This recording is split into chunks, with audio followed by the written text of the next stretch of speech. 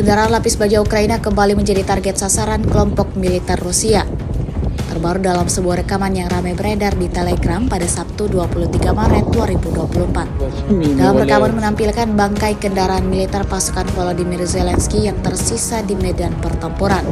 Tampak kendaraan tersebut hangus dan rusak total imbas serangan brutal infanteri angkatan bersenjata Rusia yang presisi. Diketahui kemudian pasukan Moskow menggunakan senjata mortir dalam melancarkan misinya. Imbasnya satu senjata self-propelled rak M120 Polandia berdasarkan pengangkut personel lapis baja beroda Rasamak Patria AMV di Ukraina hancur total. Video ini viral dan menuai beragam respon dari warganet.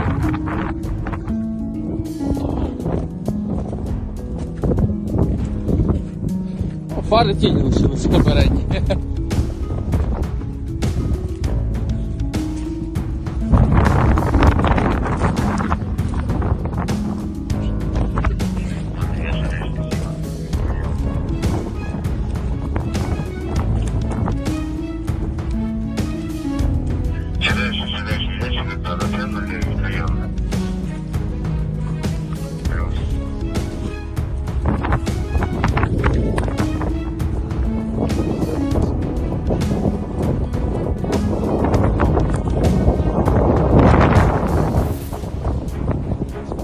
Download Tribun X sekarang, menghadirkan lokal menjadi Indonesia.